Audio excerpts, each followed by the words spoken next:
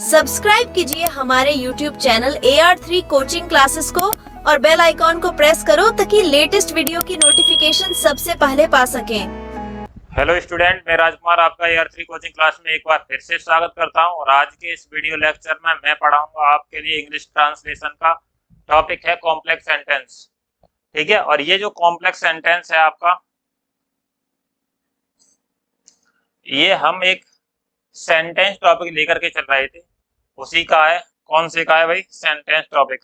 ठीक है, सेंटेंस मैंने पढ़ाए थे आपके लिए 3 प्रकार के, तो वही सेंटेंस का है ये। सेंटेंस एक टॉपिक चल रहा था, द सेंटेंस यानी वाक्य। तो क्लाउज के आधार पर वाक्यों को पढ़ा रहे थे, तो उसी में तीसरे प्रकार के सेंटेंस हैं जिन्हें कॉम्प्लेक्स सेंटेंस कहते हैं। और कॉम्प्लेक्स सेंटेंस के साथ साथ हम इसमें नाउन क्लाउज भी पढ़ेंगे।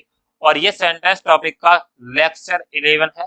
ठीक है, इससे पहले हमने 10 लेक्चर उस पर बना रखे हैं, जिसमें असर्टिव सेंटेंस और simple sentence, compound sentence, simple sentence के प्रकार ही बताएं। उसके बाद में जो भी है तुम्हारे कॉम्प्लेक्स सेंटेंस पर चले जाएं, और कंडीशनल सेंटेंस भी पढ़ाए हैं। कंडीशनल सेंटेंस भी एक प्रकार के कॉम्प्लेक्स सेंटेंस ही होते थे। तो अब देखो, इसमें हम पढ़ेंगे कॉम्प्लेक्स सेंटेंस, और कॉम्प्लेक्स सेंटेंस में नाउन क्लाउज पढ़ेंगे। ठीक है, तो स्टार्ट करते हैं। कॉम्प्लेक्स सेंटेंस क्या होता है?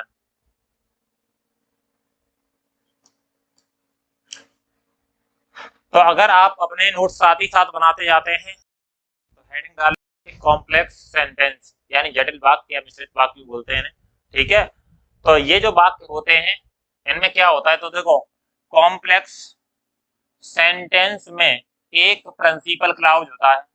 प्रिंसिपल क्लाउज को प्रधान उपवाक्य भी कहते हैं। हिंदी में लिखा मिल जाएगा प्रधान उपवाक्य होता है। एक प्रिंसिपल क्लाउज होता है और एक या एक से अधिक सबऑर्डिनेट क्लाउज होता है। सबऑर्डिनेट क्लाउज, एक तो होगा प्रिंसिपल क्लाउज और दूसरा क्या होगा? Subordinate clause. सबऑर्डिनेट क्लाउज को आश्रित उपवाक्य बोलते हैं। क्या बोलते हैं? आश्रित उपवाक्य, जो दूसरी क्लाउज पर डिपेंड करता हो।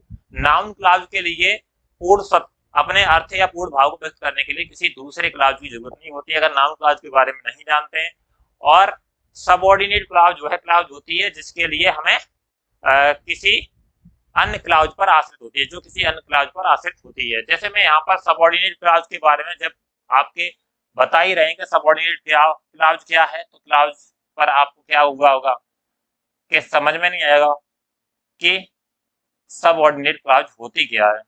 तो सबऑर्डिनेट क्लाउज क्या होती है, तो समझें। सबऑर्डिनेट क्लाउज तो वह है क्लाउज जो अपने अर्थ को पूर्णता एवं स्पष्टता के लिए किसी अन्य क्लाउज पर आश्रित होती हो। ठीक है, मैंने अभी बताया था सबऑर्डिनेट क्लाउज वह क्लाउज होती है जो अपने पूर्ण भाव व्यक्त करने के लिए या अर्थ को स्पष्ट करने के लिए किसी अन्य क्लाउज पर डिपेंड रहती है या आश्रित होती है। वो क्या कहलाती है? हमारी सबऑर्डिनेट क्लाउज कहलाती है या आश्रित उपवाक्य कहलाती है। जैसे इसको समझेंगे हम, ये एक सेंटेंस है कि टेल मी, मुझे बताओ भाई, यू आर लेट, कि तुम लेट क्यों हो। ठीक है, तुम लेट क्यों हो। तो इसमें 2 क्लाउज हैं। ठीक है, एक है सबऑर्डिनेट क्लाउज और एक है प्रिंसिपल क्लाउज। अब यहाँ प्रिंसिपल क्लाउज कौन सी है, तो वो समझ लीजिए। प्रिंसिपल क्लाउज वह क्लाउज होती है जो किसी दूसरे पर डिपेंड ना हो अपने पूर्ण भाव के लिए। तो देखो, मैं यहाँ पर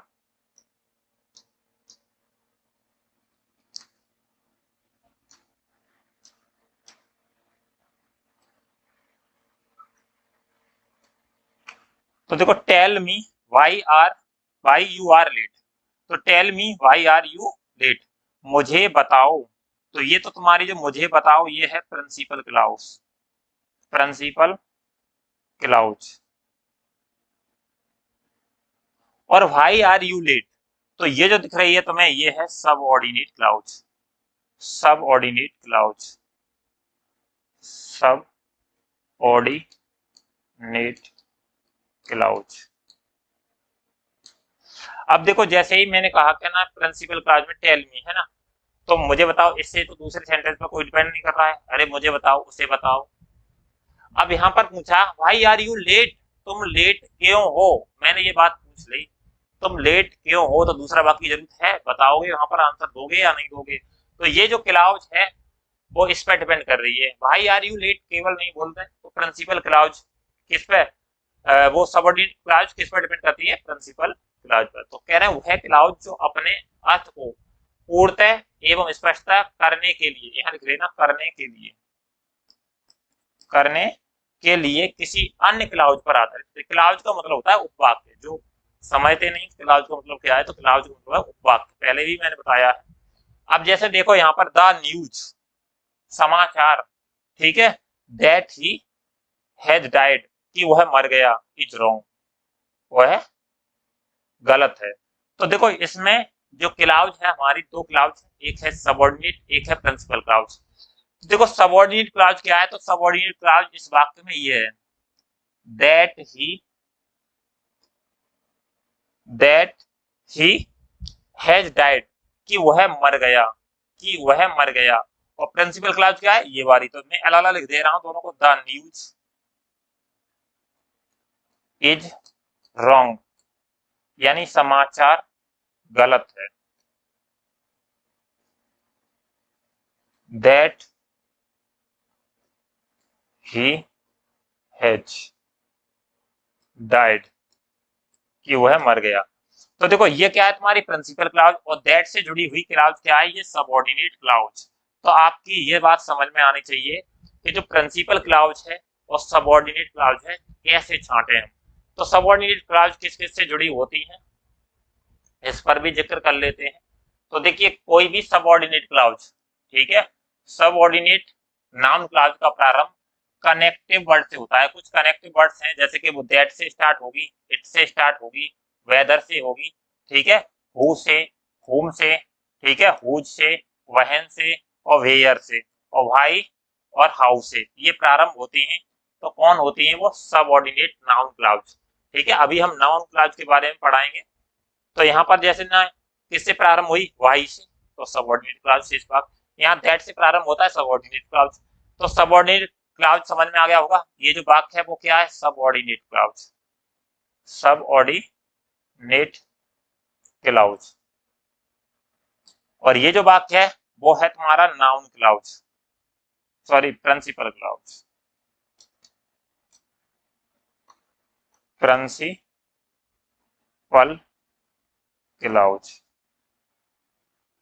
ठीक है। तो द न्यूज यानी समाचार कि वह मर गया गलत है, ठीक है। तो यह मतलब झूठ है। तो ये क्या है तुम्हारा, झूठ है या गलत है, कुछ भी बोले, तो वो क्या है तुम्हारा, the news is wrong, principal clause, और वह मर गया, कि वह मर गया, ये सबऑर्डिनेट क्लाउज है। तो आपकी समझ में आ गया होगा कि सबऑर्डिनेट क्लाउज क्या होती है और प्रिंसिपल क्लाउज क्या होती है। कि वह मर गया ये किस पर डिपेंड कर रहा है, द न्यूज इज रॉन्ग, समाचार पर, या समाचार झूठ है, इस पर डिपेंड कर रहा है या नहीं कर रहा है।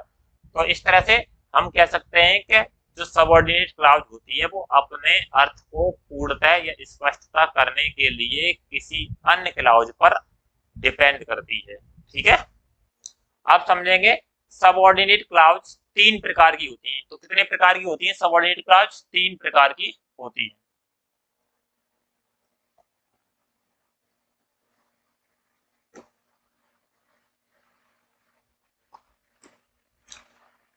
एक है नाउन क्लाउज, जिसे संज्ञा उपवाक्य कहते हैं। हिंदी में क्या कहते हैं, संज्ञा उपवाक्य।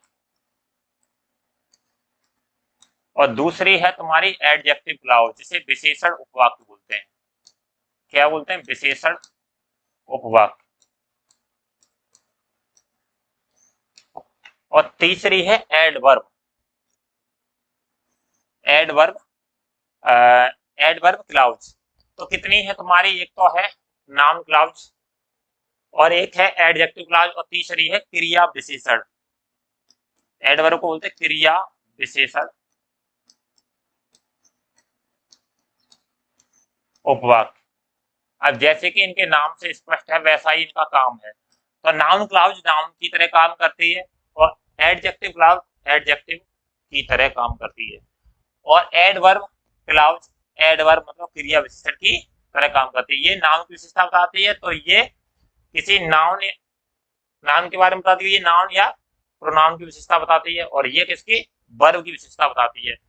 इन कॉम्प्लेक्स सेंटेंस के लिए मैं जो वीडियो है वो वीडियो लेक्चर 3 बनाऊंगा। एक तो तुम्हारी आज नाउन क्लॉज की हो जाएगी और उसका इंट्रोडक्शन हो गया, और दूसरी होगी तुम्हारी एडजेक्टिव क्लॉज की, और तीसरी एडवर्ब क्लॉज की। तो ध्यान पूर्वक पढ़ना, और मैं आशा करता हूं कि जितना मैं पढ़ा दूंगा आपको इससे बाहर कॉम्प्लेक्स सेंटेंस पढ़ने के नियम की कोई जरूरत नहीं है।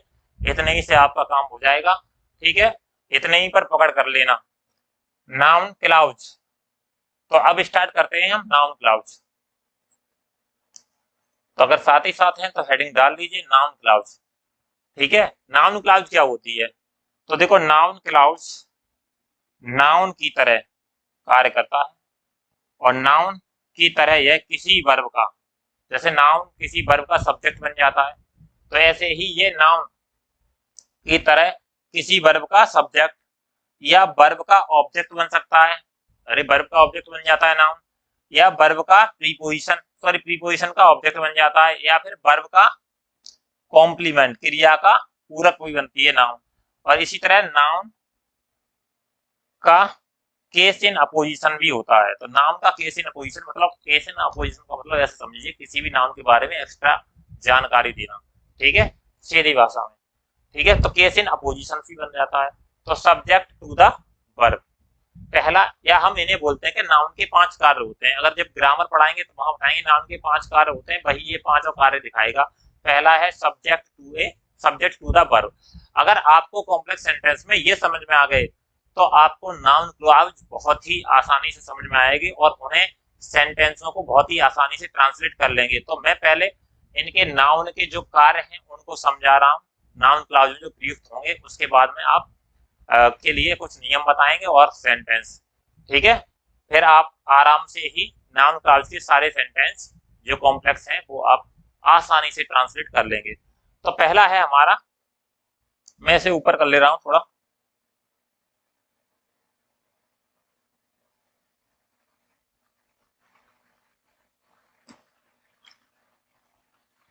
Subject to the verb. Subject to the verb, तो देखो सब्जेक्ट टू द वर्ब जैसा कह रहा है कि ना क्रिया का, क्या है भाई, क्रिया का कर्ता।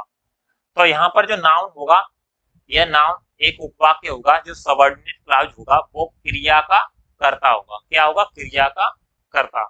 जैसे देखो, what he said was true. What he said, अब देखो मैं इस वाक्य का हिंदी लिखूंगा कि जो कुछ उसने कहा, उसने कहा सत्य था, सत्य था। अब देखो मैं कहूं कौन सत्य था, तो जो कुछ उसने कहा। तो जो कुछ उसने कहा, तो देखो ये अपने आप में एक उपवाक्य है, ये वाला देखो, ये कि ही सेड, उससे पहले भाट लगाया, तो भाट ही सेड, जो कुछ उसने कहा वह सत्य है। तो ये जो भाट ही सेड है, ये क्या है, एक तुम्हारा सबऑर्डिनेट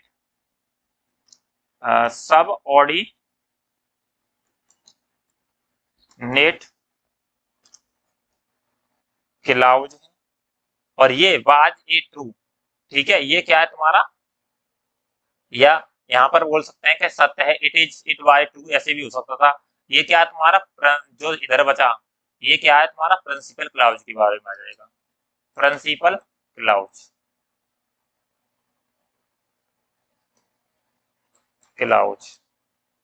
अब यहाँ पर देखिए समझिए, तो ये तो रहा वाक्य का सब्जेक्ट। मुझे यहाँ पर समझाना है सब्जेक्ट टू द वर्ब, यानी कैसे ये सब्जेक्ट है वर्ब का। तो देखो इस वाक्य में इतना तो सब्जेक्ट है, ये हो गया सब्जेक्ट, ठीक है, और ये तुम्हारी वर्ब होगी, और ये तुम्हारा कॉम्प्लीमेंट हो गया, या और कुछ भी मान लीजिए, वैसे कॉम्प्लीमेंट ही हुआ, कॉम्प्लीमेंट। तो देखो वर्ब का यानी क्रिया का सब्जेक्ट बनता है कौन, सबऑर्डिनेट क्लॉज, ठीक है। तो सब्जेक्ट टू द वर्ब, मैंने यहाँ बताया नाउन क्लॉज है, वो किसी का क्या बन सकता है, क्रिया का सब्जेक्ट। तो व्हाट ही सेड क्रिया का सब्जेक्ट बन रहा है, और यहाँ पर ये वर्ब है और ये टू कॉम्प्लीमेंट है। अब ऐसे ही यहाँ देखेंगे कि when he will return the money,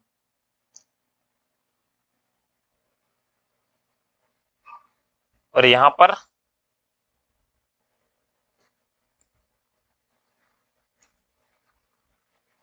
यहाँ कुछ नहीं है, ठीक है, अब समझना। When he will return the money, when he will return the money is not certain, ठीक है, निश्चित नहीं है। देखो निश्चित नहीं है, मैं कह रहा हूं यहाँ इट इज नॉट सर्टेन, उससे ही ले लिया गया यहाँ पर। तो निश्चित नहीं है, दो वाक्य देखो, एक है इट इज नॉट सर्टेन, यह निश्चित नहीं है कि वह तुम्हारे पैसा लौट आएगा, ठीक है, उस समय को निश्चित नहीं किया। तो when he will not, when he will return the money, ठीक है, वह तुम्हारे पैसे लौट आएगा, इज नॉट सर्टेन, निश्चित नहीं है। तो ये पूरा यहाँ पर सब्जेक्ट है यहां से लेकर के, और ये क्या है तुम्हारी वर्ब, ये क्या है वर्ब, और ये तुम्हारा complement.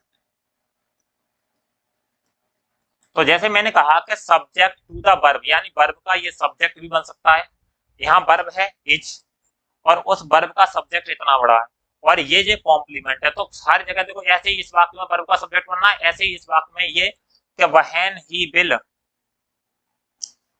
When he will, sorry he will return the money, यह निश्चित नहीं है कि वह तुम्हारे पैसे कब लौटाएगा, वह तुम्हारे पैसे कब लौटाएगा निश्चित नहीं है, ठीक है, इसकी हिंदी है वह तुम्हारे पैसे कब लौटाएगा, इज नॉट सर्टेन, निश्चित नहीं है। तो वह तुम्हारे पैसे कब लौटाएगा, ये तो सब्जेक्ट हो गया, और इज नॉट सर्टेन, तो इज नॉट वर्ब हो गई, निश्चित नहीं है, ठीक है, और कॉम्प्लीमेंट। ये बात समझ में आ रही है यहाँ तक। अब देखो अगला, ऑब्जेक्ट टू द वर्ब, कह रहा है वर्ब का अगला कार्य है क्रिया का ये कर्म बनेगा।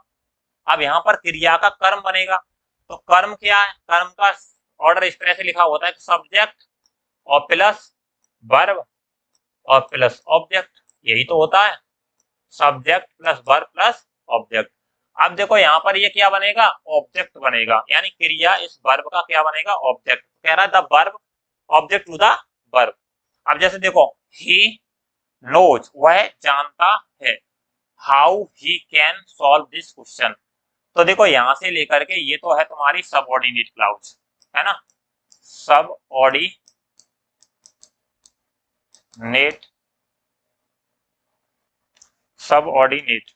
क्लाउज, और ये जो सबऑर्डिनेट क्लाउज है वो नाउन क्लाउज की तरह कार्य कर रही है, किसकी तरह, नाउन क्लाउज, ठीक है, या हम बोल सकते हैं सबऑर्डिनेट नाउन क्लाउज, ऐसे ही बोल सकते हैं तुम।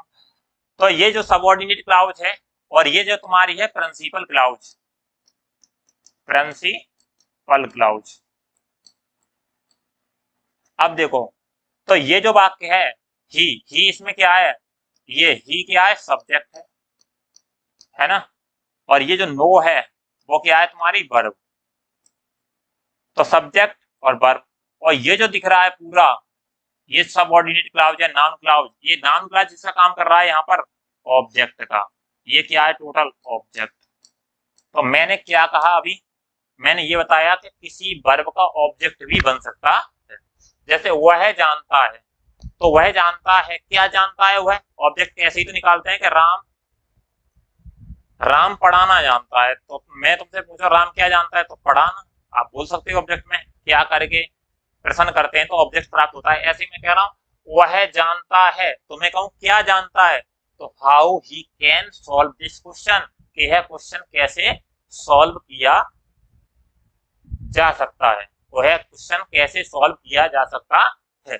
तो ये पूरा क्या है, ऑब्जेक्ट है, देख रहे हो, और ये है तुम्हारा सबऑर्डिनेट क्लाउज। सबऑर्डिनेट क्लाउज यहाँ पर या सबऑर्डिनेट नाउन क्लाउज क्या बनना है, ऑब्जेक्ट, ठीक है। ऐसे ही नीचे सेंटेंस में देखते हैं, ढंग से समझ लेना भाई, देखिए कॉम्प्लेक्स सेंटेंस आसान नहीं है, अगर और उसमें कॉम्प्लेक्स सेंटेंस में आसान है तो नाउन क्लाउज आसान नहीं है। नाउन क्लाउज को, एक कार्यों को जब तक आप नहीं समझेंगे तब तक आपको कॉम्प्लेक्स सेंटेंस बनाना नहीं आएगा या ट्रांसलेट करना नहीं आएगा। 12th के छात्रों के लिए ये जो कॉम्प्लेक्स सेंटेंस हैं वो उसके लिए भी, सिंथेसिस के लिए भी आते हैं, जोड़ने के लिए। तो यहाँ जोड़ने में भी मदद करेंगे, तो ध्यानपूर्वक समझना कैसे जोड़े जाते हैं या फिर कैसे छांटे जा रहे हैं। तो देखो ये क्या है, सब्जेक्ट। शी सेड, उसने कहा। तो ये तो है तुम्हारा सब्जेक्ट, या फिर इतनी पूरी का है प्रिंसिपल क्लाउज है, समझ लीजिए, है ना। और इसमें प्रिंसिपल क्लाउज में ये क्या है तुम्हारा, सब्जेक्ट, और ये है वर्ब। ये क्या है, वर्ब, और ये यहां से लेकर के यहां तक ये है ऑब्जेक्ट। और ये जो ऑब्जेक्ट बना है वह एक प्रकार का क्या है, subordinate noun clause. Noun clause. तो सब ऑर्डिनेट नाउन क्लाउज किसका काम कर रहा है, यहाँ ऑब्जेक्ट का। ठीक है, और ये तो पूरी प्रिंसिपल क्लाउज है। तो सी सेड, उसने कहा कि, क्या कहा, उसने क्या कहा भाई, कि शी वुड कुक फूड, कि वह खाना बनाएगी, वह खाना बनाएगी। तो उसने कहा कि वह खाना बनाएगी, उसने क्या कहा कि वह खाना बनाएगी। तो ये क्या है, ऑब्जेक्ट की तरह काम कर रहा है। तो किसी भी वर्ब का ऑब्जेक्ट बन सकता है और किसी भी वर्ब का सब्जेक्ट बन जाता है। तो यहाँ पर सब्जेक्ट बन रहा है इस वाक्य में भी और इस वाक्य में भी। कौन बन रहा है सब्जेक्ट, सबऑर्डिनेट क्लाउज बन रहा है।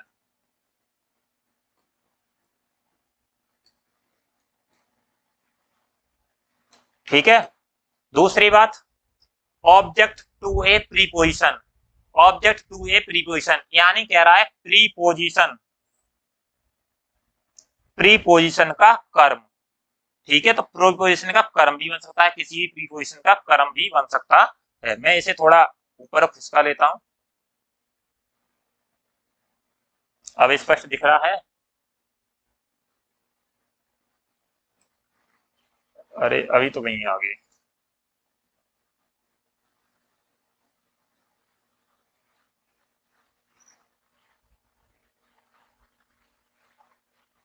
ये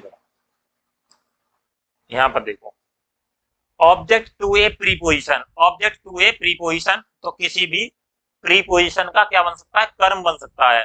देखो यहाँ पर प्रीपोजिशन है टू, ठीक है, और उसका बनेगा कर्म। तो ये है तुम्हारी सबऑर्डिनेट क्लाउज या सबऑर्डिनेट, मैंने बताया था जिन शब्दों से पकड़ी जाती है, subordinate noun clause. Noun clause. अब देखो यहाँ पर, तो सबऑर्डिनेट क्लाउज नाउन क्लाउज क्या बन सकता है, किसी भी प्रीपोजिशन का ऑब्जेक्ट। जैसे देखो लिसन, ये इंपरेटिव है, यहाँ पर सब्जेक्ट छिपा होता है, यू सब्जेक्ट छिपा होता है, तो यहाँ वर्ब है लिसन। तो मैं यहाँ पर सब्जेक्ट को तो छिपाया है, तो सब्जेक्ट के लिए यू मान ले रहा हूँ, और यहाँ पर यू लिसन के लिए तुम सब्जेक्ट मान ले रहे हैं। ठीक है, तो यह मत मानो। तो listen imperative sentence, listen to what I say. ठीक है, तो अब टू यहाँ पर प्रीपोजिशन है। टू क्या है, प्रीपोजिशन। प्रीपोजिशन, तो ये है वर्ब और ये है प्रीपोजिशन, और यहाँ पर सब्जेक्ट यू छुपा हुआ है, और ये जो नाउन क्लाउज बनना है उसका क्या बनना है, ऑब्जेक्ट। वर्ब के बाद ऑब्जेक्ट आ रहा है। तो देखो लिसन टू व्हाट आई से, जो कुछ मैं कहता हूं। इसकी हिंदी भी लिखना चाहते हैं तो मैं यहाँ लिख दे रहा हूं, जो बच्चे समझ नहीं पाते हैं ये लिखना चाहें, जो कुछ मैं कहता हूं सुनो, या उसे सुनो। ठीक है, तो listen to what I say. ठीक है, लिसन टू व्हाट आई से, जो कुछ मैं कहता हूं। अब देखो यहाँ सुनो, क्या सुनू मैं, जो कुछ मैं कहता हूं सुनो। अब जैसे मैं कह दूं सुनो, है ना, तो तुम सुनो, क्या सुनोगे, जो कुछ मैं कहता हूं उसे। ठीक है, तो ऑब्जेक्ट है ये, यहाँ पर क्या है, ऑब्जेक्ट की तरह काम कर रहा है।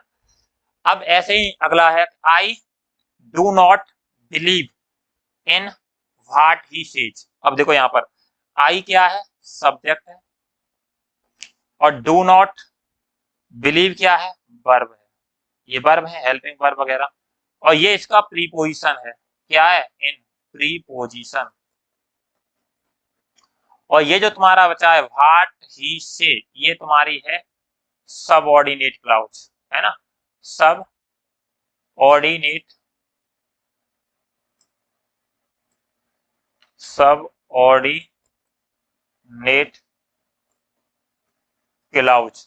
सब ऑर्डिनेट क्लाउज जो यहाँ पर किसका काम कर रही है, ऑब्जेक्ट का। देखो ये आ गया तुम्हारा सब्जेक्ट, और ये हो गई तुम्हारी डू नॉट बिलीव वर्ब, और एन हो गया प्रीपोजिशन, और व्हाट ही से जो सबऑर्डिनेट नाउन क्लाउज है, यहाँ नाउन क्लाउज भी लिख सकते हो या subordinate noun clause, what he say ये क्या है, ऑब्जेक्ट है। जैसे देखो मैं विश्वास नहीं करता, ठीक है, मैं विश्वास नहीं करता, भाई किस पर विश्वास नहीं करते या किस में विश्वास नहीं करते, तो व्हाट ही से यानी जो कुछ वह कहता है मैं, ठीक है, जो कुछ वह कहता है उसमें मैं विश्वास नहीं करता, ठीक है, जो कुछ उसने कहा, सॉरी कहा नहीं, कहता है उस पर मैं विश्वास नहीं करता। इसकी हिंदी लिखोगे तो ऐसे लिख सकते हो, जो कुछ वह कहता है उस पर मैं या उसमें, ठीक है, ऐसे ही बोल सकते हैं, विश्वास नहीं करता, विश्वास नहीं करता। तो ये हो गया तुम्हारे क्या, करता हूं भी बोल सकते हो, ठीक है, जिन्हें टेंस की अच्छी जानकारी नहीं तो करता से ही प्रेजेंट टेंस की हो रही है क्लियरिटी। तो जो कुछ वह कहता है उस पर मैं विश्वास नहीं करता, तो ये ऑब्जेक्ट टू ए प्रीपोजिशन आ गया। अब नेक्स्ट देखेंगे कॉम्प्लीमेंट टू द वर्ब। अब कह रहा है वर्ब का पूरक यानी क्रिया का, यहाँ लिखने चाहे तो लिख लिया क्रिया का पूरक। तो यहाँ पर जो कार्य करेगा वो क्रिया के पूरक के रूप में करेगा। किसके रूप में करेगा, क्रिया का पूरक। अब पूरक कॉम्प्लीमेंट के बारे में मैंने पहले ही बता दिया है कि लिंकिंग वर्ब के साथ में कॉम्प्लीमेंट का यूज कर सकते हैं। कॉम्प्लीमेंट नाउन भी हो सकती है, एडजेक्टिव भी हो सकती है, और कुछ भी हो सकते हैं। तो यहाँ पर नाउन क्लाउज या सबऑर्डिनेट नाउन क्लाउज, और सबऑर्डिनेट क्लाउज की सही तरह काम करता है, नाउन की तरह काम करता है, तो नाउन कॉम्प्लीमेंट की तरह भी कार्य कर सकती है। तो किसी भी वर्ब का वो कॉम्प्लीमेंट बन सकती है। जैसे देखो this is what I like. अब देखो यहाँ पर दिस इज, तो इज क्या है भाई, लिंकिंग वर्ब है, और लिंकिंग वर्ब मतलब पूरक क्रिया है, और पूरक क्रिया में आने वाला जो अगला शब्द होता है वो क्या होता है, कॉम्प्लीमेंट। क्या होता है, कॉम्प्लीमेंट। और यहाँ पर जो कॉम्प्लीमेंट है वो क्या है, subordinate noun clause. Subordinate noun clause है तो नाउन की तरह कार्य कर रही है ना। और ये जो है तुम्हारा सब्जेक्ट, ठीक है, तो subject plus linking verb plus complement, और कॉम्प्लीमेंट यहाँ सबऑर्डिनेट क्लाउज है। This is what I like, ठीक है, जो मैं पसंद करता हूं, जो मैं पसंद करता हूं यह वही है, ठीक है, या यह वही है जिसे मैं पसंद करता हूं, ऐसे ही बोल सकते हो, यह वही है जिसे मैं पसंद करता हूं, या जो कुछ या जो मैं पसंद करता हूं यह वही है। तो यहाँ पर देखिए ये कॉम्प्लीमेंट है, ठीक है, लिंकिंग वर्ब के साथ जुड़ा है। अब देखो यहाँ पर भी इट सीम्स, प्रतीत होता है, ऐसा प्रतीत होता है, दैट ही इज इल, कि वह बीमार है, कि वह बीमार है। तो देखो ये तो है हमारा सब्जेक्ट, और ये क्या है तुम्हारा वर्ब, ठीक है, और ये देखो पूरा कि वह बीमार है, कॉम्प्लीमेंट है, कॉम्प्लीमेंट। और ये जो कॉम्प्लीमेंट है अपने आप में क्या है, एक सबऑर्डिनेट नाउन क्लाउज। क्योंकि ये छांटना मैंने पहले ही बता दिया था कि दैट ही, दैट से हो जाए, व्हाट से हो जाए, इससे प्रारंभ होते हैं, that he is ill. Next है case in apposition. Case in apposition को समझे भाई।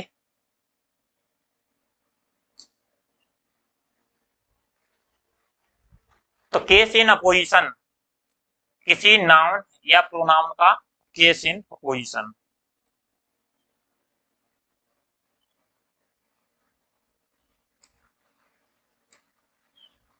केस इन अपोजिशन अब किसका होगा वो,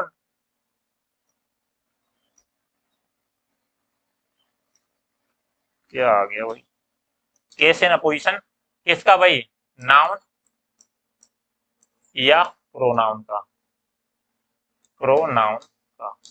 तो किसी नाउन या प्रोनाउन के लिए वो केस इन अपोजिशन, अब देखो केस इन अपोजिशन शब्द को समझ में नहीं आ रहा होगा, लेकिन मैं आपको बता दूं किसी भी नाउन या प्रोनाउन के बारे में एक्स्ट्रा जानकारी या मतलब विशेषता, वो क्या कहलाएगा, केस इन अपोजिशन कहलाता है। क्या कहलाता है, केस इन अपोजिशन। जैसे देखो, द न्यूज इज रॉन्ग, ठीक है, यहां समझना समाचार झूठ है या समाचार झूठा है। कैसे झूठा है, कि वह मर गए। अब यहां पर समझना, ठीक है, ये समाचार एक नाउन है, ठीक है, और इस नाउन के बारे में एक अलग से जानकारी दे रखी है। कौन सी वाली, ये वाली, दैट ही हैज डाइड, वह मर गया, ठीक है। तो मतलब समाचार, कौन सा समाचार, कि वह मर गया, है ना, कि वह मर गया, गलत है या झूठ है। कैसा है, झूठ है। तो इसकी हिंदी में यहां लिख दो, जैसे तुम्हें समाचार,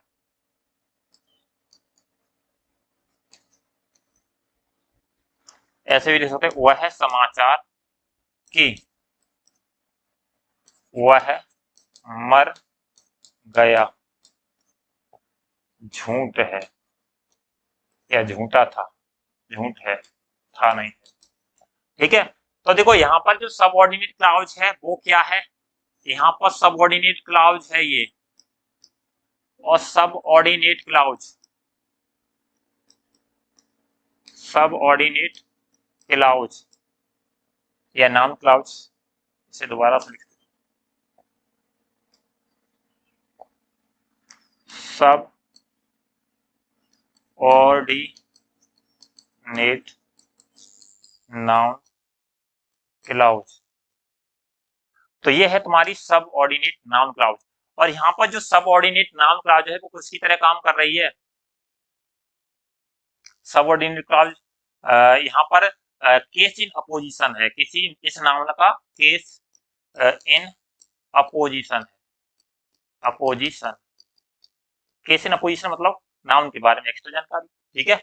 जैसे देखो यहाँ, it is true, it is true that he is a thief, यह सत्य है, ठीक है। तो यह सत्य है, क्या सत्य है, देखो ये सत्य को छांट लीजिए, यहाँ पर सत्य एक नाउन है, ठीक है। क्या सत्य है, कि वह एक चोर है ना, कि वह एक चोर है। तो ये क्या है, तुम्हारी केस इन अपोजिशन, इस नाउन के बारे में क्या है, केस इन अपोजिशन, ठीक है। तो it is true that he is a thief. तो केस इन अपोजिशन समझ में आ गया होगा, किसी भी नाउन के साथ ये किसकी तरह काम कर सकते हैं। और ये पूरा वाक्य क्या है, एक सबऑर्डिनेट क्लाउज है। तो subordinate noun clause case in apposition तो कितने कार्य दर्शा सकती है, तो यहाँ पर देखें, सब्जेक्ट टू द वर्ब को दर्शा सकती है, यानी किसी वर्ब का सब्जेक्ट बन सकता है कौन, तुम्हारा सबऑर्डिनेट क्लाउज। दूसरी बात, किसी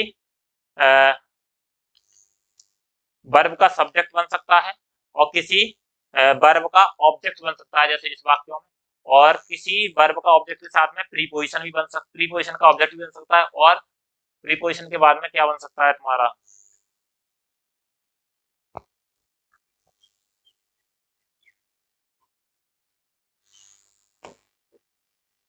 ऑब्जेक्ट टू द वर्ब बन सकते हैं। ये इधर उधर हो गए हैं, ठीक है, तो अब देख लेना। इस प्रकार से 5 नाउन के कार्य पढ़ लिए थे। अब इसके बाद हम पढ़ रहे हैं कुछ विशेष नियम है, जैसे नोट करके। तो 1 मिनट यहाँ रुक जाए,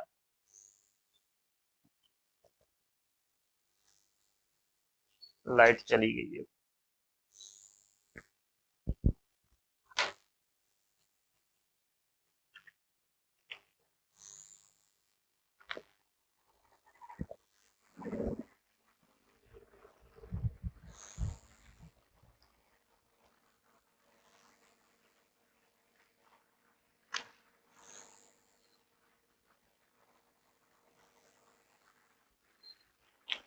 तो अब हम नोट करें कुछ के सबऑर्डिनेट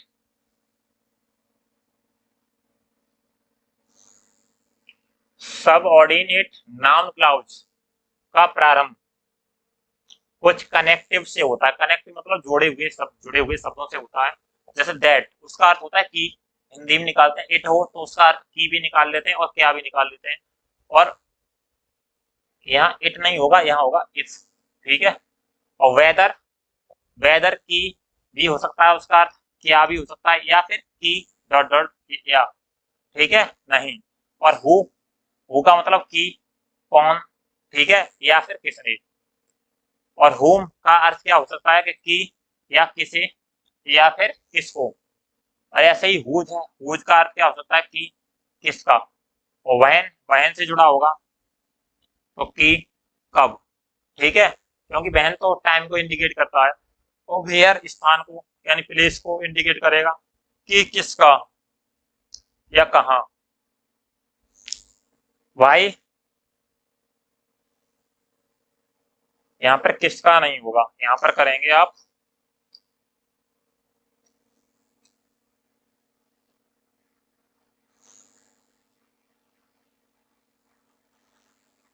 कहाँ।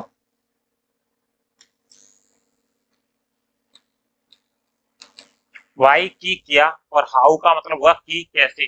और व्हाट का मतलब होगा कि किया, या फिर जो कुछ। इस तरह के इसमें शब्द भी मिलेंगे। और है किसका के लिए हुज का प्रयोग कर सकते हैं। ठीक है। अब रूल्स हैं कुछ जो नाउन क्लाउज के वाक्यों पर लागू होते हैं, जिससे सावधानियां बरतनी चाहिए नाउन क्लाउज को ट्रांसलेट करते हुए, तो वो समझ लें। ठीक है, कि जब दो सेंटेंस आपस में जुड़ते हों और उनमें से कोई वाक्य प्रश्नवाचक ना हो, तो दोनों वाक्यों की अंग्रेजी पृथक पृथक करके बनाकर दैट का प्रयोग करके जोड़ देते हैं। जैसे गोपाल नहीं जानता, एक वाक्य ये है। और दूसरा महेश बीमार है, एक वाक्य ये है। ठीक है, की से जुड़े हुए हैं, तो सीधे सीधे बना देंगे गोपाल नहीं जानता। ये किसका है, प्रेजेंट इंडेफिनिट टेंस है। Does not know, Gopal does not know. और that Mahesh is ill, Mahesh बीमार है। यह सत्य है कि तुम निर्धन हो, तो it is true that you are poor. It is true that you are poor. अब देखो यहाँ भी ये सब्जेक्ट है, और ये क्या है तुम्हारी नाउन है, उसका ये क्या बन रहा है, कॉम्प्लीमेंट। तो ये वही है जो नाउन के कार्य हैं, उसी तरह के हैं। अगला है, यदि नाउन क्लाउज प्रश्नवाचक वाक्य है तो की अंग्रेजी नहीं आएगी। ठीक है। और अनुवाद में प्रश्न सूचक शब्द जैसे वेयर है, व्हाट है, व्हाई है, विच है आदि नाउन क्लाउज के आरंभ में आएगा। तो बहुत ही अच्छी बात कही है कि मैं जानता नहीं, या मैं नहीं जानता कि वह कहाँ रहता। तो इसमें आ गया प्रश्नवाचक शब्द आ गया। अब प्रश्नवाचक शब्द आया तो अंत प्रश्नवाचक चिन्ह नहीं लगेगा, लेकिन प्रश्नवाचक शब्द आ गया तो इसे प्रश्नवाचक शब्द से ही जोड़ देंगे। जैसे देखो, आई डू नॉट नो, मैं नहीं जानता। अब प्रश्नवाचक शब्द को उठा लाइए, जैसे मैं यहाँ बना के दिखा रहा हूँ तुम्हें, आई डू नॉट नो, मैं नहीं जानता। अब सर्वप्रथम क्या लाएंगे हम, प्रश्नवाचक शब्द उठा लाएंगे, जैसे जो भी होगा कहाँ वगैरह उसको उठा लाए, वेयर। अब हेयर को यहाँ छिपा दे रहा हूँ मैं, हेयर को मैंने यहाँ पर छिपा दिया है। मान लो यहाँ वेयर छिप गया। ठीक है, ये वेयर छिप गया तो बचा वह रहता है, तो इतना ही बनाएंगे, ही लिव्स, ही लिव्स। इस तरह से ट्रांसलेट करते हैं। मैं नहीं जानता कि वह कहाँ रहता है, तो कहाँ की अंग्रेजी पहले लगा लेंगे, उसके बाद में वह रहता है इतना बनाएंगे। मैं नहीं जानता कि वह क्या करती है ना। ऐसे ही देखो, एक आध वाक्य बना लो, वह नहीं जानती है कि मैं क्या करता हूं। तो देखो यहां पर बनाएंगे, तो वह नहीं जानती, तो सी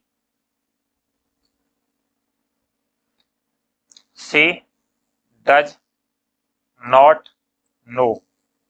अब देखो कि दैट लगा लीजिए, तो सी डज नॉट नो दैट, मैं क्या करता हूं। तो क्या के तैयार पहले निकाल लूं मैं, क्या के लिए दैट नहीं लगाएंगे, सॉरी, ये प्रश्नवाचक वाक्य है तो यहाँ दैट नहीं लगाएंगे, की अंग्रेजी नहीं लगाते हैं, उससे प्रश्नवाचक शब्द ले आते हैं, है ना।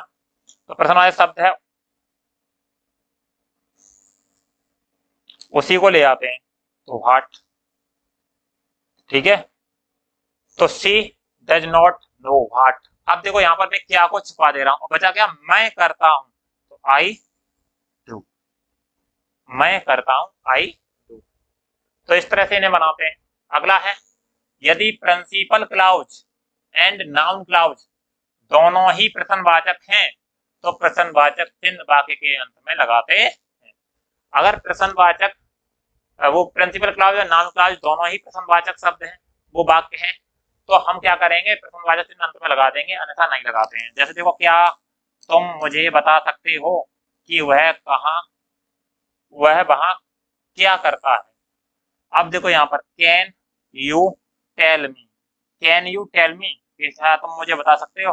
अब देखो इस वाक्य को तो जोड़ दिया व्हाट, यहाँ ले आए व्हाट, जुड़ गया। अब देखो व्हाट में जोड़ दिया, बाकी शेष वाक्य में व्हाट छिपा दिया, तो बचा वह वहां करता है, तो ही डज देयर, वह वहां करता है, ही डज देयर, बन गया भाई। अब देखो वैसे तो मैं बताऊं, ये देखो तुम्हारी ये क्या है, हेल्पिंग वर्ब है, वैसे मॉडल वर्ब है, हेल्पिंग वर्ब बोल दिया है, कोई बात नहीं, माफ करना, मॉडल वर्ब है। और ये क्या है, तुम्हारा सब्जेक्ट है, और ये देखो ये तुम्हारी वर्ब है। वैसे देखो तो मॉडल वर्ब, और ये सब्जेक्ट दे रखा है, और ये है तुम्हारी वर्ब, ठीक है। और यहाँ पर देखो ये जो शेष वाक्य, ये किसका काम कर रहा है, ऑब्जेक्ट का, ये भी ऑब्जेक्ट है मी, इनडायरेक्ट ऑब्जेक्ट, और ये है तुम्हारा डायरेक्ट ऑब्जेक्ट। तो पहले तो एक बात बताऊं, ये एक प्रकार का ही सेंटेंस है, ठीक है, सिंपल सेंटेंस की तरह ही है, लेकिन यहाँ कॉम्प्लेक्स सेंटेंस बोलेंगे इसके लिए तो अंत में प्रश्नवाचक चिन्ह तो आएगा, इंट्रोगेटिव वाक्य है तो, ठीक है। लेकिन हमने यहाँ पर नियम फिर भी बता दिया कि प्रिंसिपल क्लास में नाउन क्लास दोनों ही है, तो इस क्लास के आधार पर प्रश्नवाचक चिन्ह आ रहा है, असली बात तो ये है, ना कि इसके आधार पर तो आता ही नहीं है। देखो इसके आधार पर आता तो यहाँ भी आता प्रश्नवाचक चिन्ह, किसके आधार पर आ रहा है, इसके, क्योंकि यहाँ पर कैन आगे लगी हुई है, हेल्प वर्ब से स्टार्ट हो रहा है। नेक्स्ट देखें, यदि प्रिंसिपल क्लाउज साधारण वाक्य है और नाउन क्लाउज, ठीक है, प्रश्नवाचक है, तो प्रश्नवाचक चिन्ह वाक्य के अंत में नहीं लगेगा, ठीक है। एक देख रहा है, कह रहे हैं कि सबऑर्डिनेट नाउन क्लाउज तो प्रश्नवाचक है लेकिन प्रिंसिपल क्लाउज नहीं है। जैसे देखो यहाँ पे अटेंशन टू, तो पे अटेंशन ये प्रिंसिपल क्लाउज है, क्या है, प्रिंसिपल क्लाउज।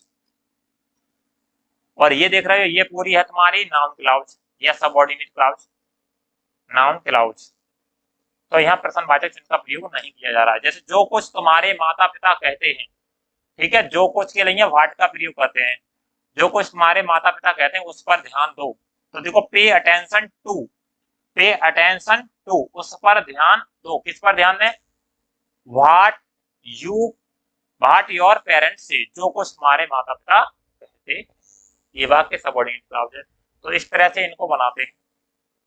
अगला है, यदि प्रधान उपवाक्य प्रेजेंट या फ्यूचर टेंस में हो, किसमें हो, या तो प्रेजेंट टेंस में हो या फिर फ्यूचर टेंस में हो, ठीक है, तो नाउन क्लाउज किसी भी काल में हो सकता है, वो किसी भी टेंस में होगा, उसे उसी टेंस में बनाएंगे। जैसे देखो मैं यहाँ पर उदाहरण दे रहा हूं, क्या तुम जानते हो, क्या तुम जानते हो कि मोहन कल अनुपस्थित था।